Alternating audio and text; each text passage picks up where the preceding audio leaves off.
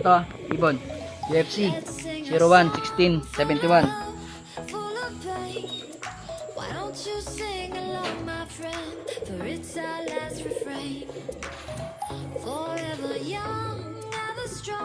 Okay lang, okay lang. Malapit lang naman. Ano pa lang naman. Sabi, buwak kong bukawi pa lang.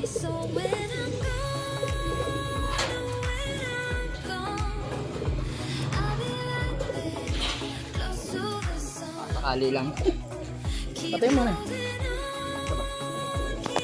Ito muna na. Susutin na lang yung ano niya mamaya. 45.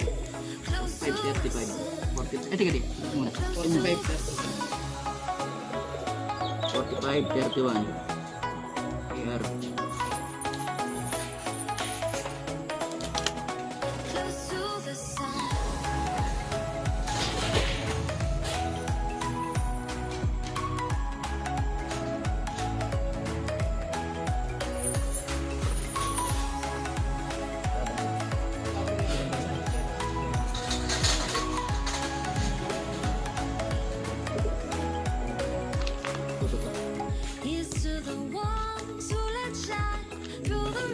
Oh.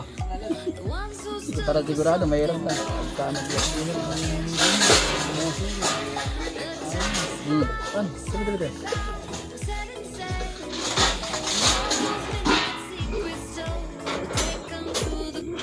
Yo mga katropa, welcome back nga pala sa Tagaytay Pigeon Channels. Today's video mga katropa, mag-aabang naman tayo ng ibon natin na mga pauwian natin sa SFPC kasi ang release natin is sa Bukawi. Na-release yung ibon ng 6:45. So ngayon, nasa 7:10 na. So ngayon mag-aabang-abang tayo hanggang 7:20 siguro. So yung mga katropa, kung pwede possible na maya-maya lang ng konti, pagdatingan na yung mga ibon, then siguro mababa lang speed natin dahil nga malapit lang yung labanan at first dropper pa ako. Tingnan natin, sana huwag makatop kasi napakalapit pa lang nun. Tara, samahan nyo ako mga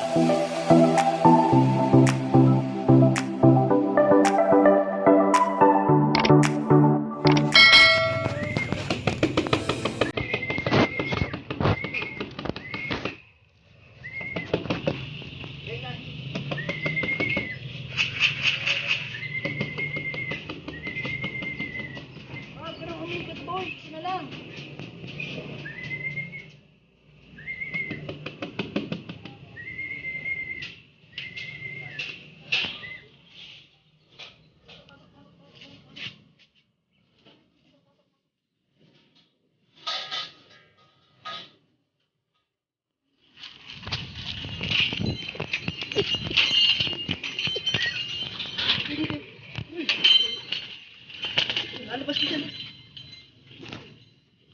Enak talaga ito eh. Super enak ng ibon na to. 52, 44.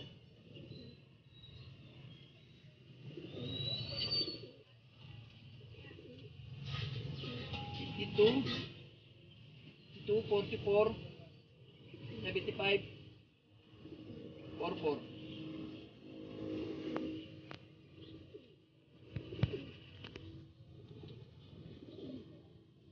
44, 75, 44.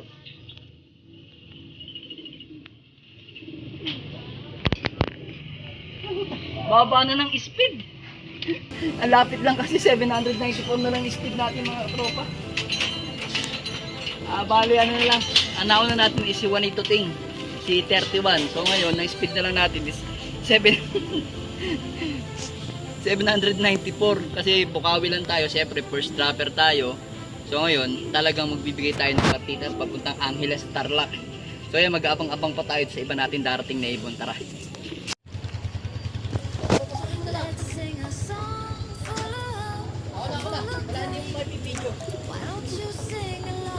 Nasa baba kayo.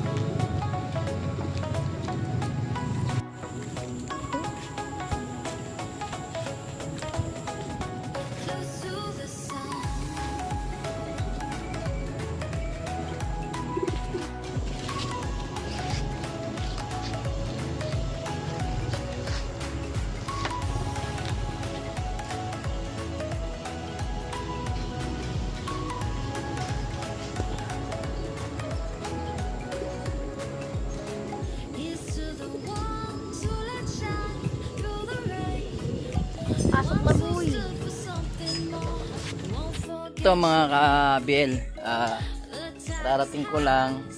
Medyo hindi ko na pinalipad yung ibon natin dahil mamaya kondisyon na natin sila dahil sasakay natin sila sa bukas sa sa piplap ng piplap ng BTPFC sa Bulacan. So ngayon hindi natin siya pwedeng paliparin. So ngayong mga iba namang dumating kaninang umaga na mga nakasout natin, kasi hindi na rin natin pinalipad ngayon, pinagpahinga natin kahit na medyo malapit lang. Nga pala doon kanina sa klaing natin, first dropper ako. So ngayon sabi ko nga kanina sa inyo na akala ko nga, sabi ko papasok ako sa top 10. Sabi ko nung may nag-clock na dito sa banda rito, sabi ko nag 800, sabi ko tatalunin na ako nito, masisipa na ako malayo kasi nga malapit, ako kasi ang first dropper na naman. So ngayon mas maraming nakalaban sa Angeles, sa Sasman. So naglapuin na ata Sasman ata o bandang Angeles.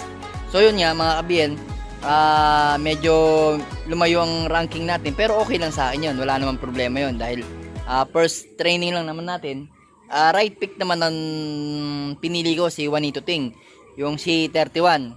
So yun nga mga kabiel, hindi tayo nanalo sa hindi tayo nakasabay dahil nakaano naman yung ibon, sakto lang naman kasi talagang first dropper lang tayo. Pag first dropper ka, malas malaki yung ibibigay mong partida. So okay lang sa akin yung ganun lang pa lang, bukawi pa lang naman. Pero tong darating na Sabado, meron na kaming 2 laps. So ngayon mag-e-entry tayong dalawa. Sino kayo i-entry ko? Patay tayo diyan. Hindi ko pa alam. Hindi ko pa alam kasi sino yung mga consistent na ibon natin. Pero based do sa nakikita ko, yung pa rin ilalaban ko si 31. Tapos titingnan ko yung isa, mamimili na lang ako ng isa. So yun nga mga kabiel,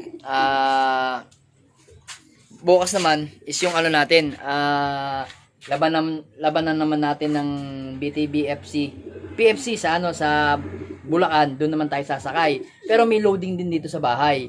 So pinakita ko rin diyan sa kanina yung yung nagpa-sticker ako kasi nga halos yung mga taga dito sa amin sa San Simon hindi pa sila naglalaban dahil nga medyo malapit pa nga at sigurado matatalo lang kami sa partida. Pero lumaban ako, at least nalaman ko kung sino yung matutuling kong ibon. So yun nga mga Biel, antabayanan nyo ngayon kasi Biyernes conditioning. So yun, ganun pa rin yung conditioning natin. Kung lagi kayong sumusubaybay sa akin yung Biyernes, is naka-plain water lang ako. Tapos mamaya magbibigay tayo ng Tagaytay capsule sa ibon natin, yun lang.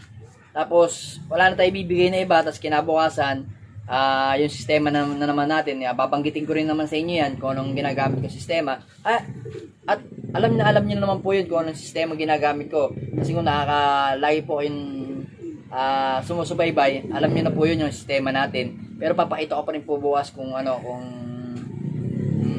bigyan tayo ng pagkaaton. So nasa condition naman yung ibon natin na si DL Grisel, DL 11 Feathers, sa si Desmet, sa si Termi. So ngayon hindi na natin sila pinalipad. Try natin kung ano magiging performance nila sa Sunday kasi tago din na yun. So sana good luck sa atin lahat. Sana maganda pa rin ang pauwi natin. Palagi ko na naman, ismas na naman sa darating na Sunday.